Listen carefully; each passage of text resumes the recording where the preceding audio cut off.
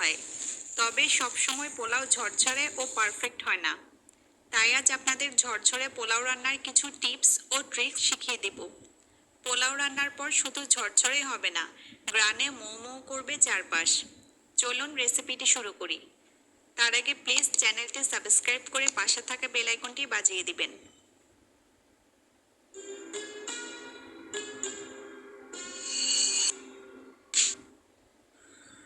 একটি প্যান চুলায় বসিয়ে গরম করে নিয়েছি।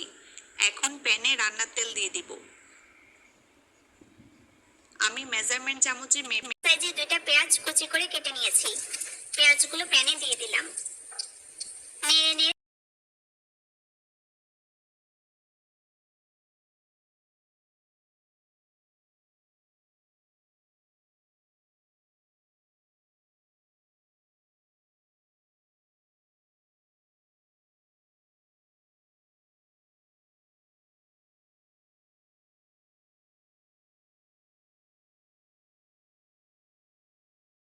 কিছু গরম মশলা।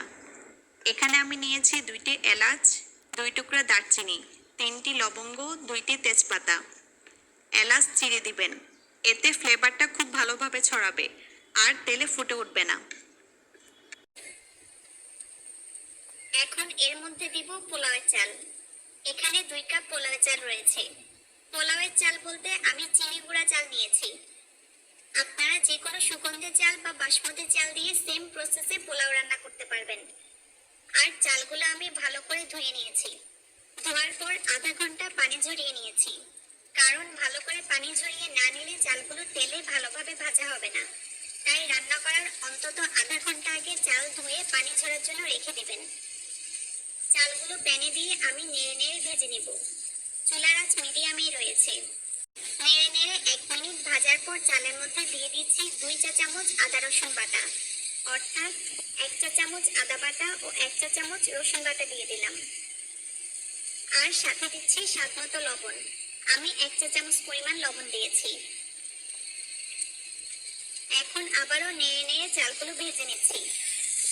অনবরত না নাড়লে সবগুলো চাল সমানভাবে ভাজা হবে না, আবার নিচে লেগে পুড়ে যেতে পারে। নাড়তে নাড়তে যখন দেখবেন চালগুলো নাড়তে কষ্ট হচ্ছে আর প্যানে লেগে আসতে শুরু করবে, তখন বুঝতে হবে চাল আর ভাজতে হবে না, সিদ্ধ করে নিব।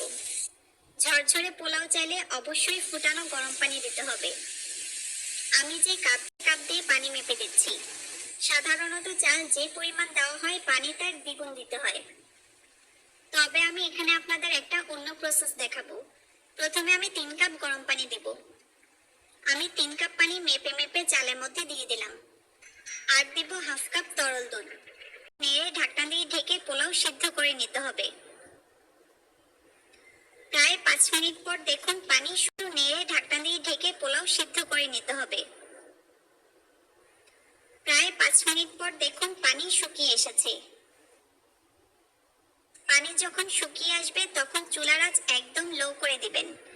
আর আমি আপনাদের দেখানোর জন্য ঢাকনা তুলেছি। এই সময় কিন্তু ঢাকনা তুলবেন না। চুলার আঁচ লো করে 10 মিনিট ঢেকে রেখে দিতে হবে। ফিরে এলাম 10 মিনিট পর। চুলা অফ করে দিয়েছি। এখন আমি নেড়ে দেখিয়ে দিই পোলাওটা কেমন হলো। দেখুন কত ঝরঝরে হয়েছে।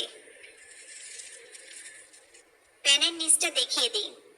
দেখুন নিচে লেগে যায়নি। এখন আবারও ঢাকনা দিয়ে ঢেকে 5 মিনিট রেখে দিব।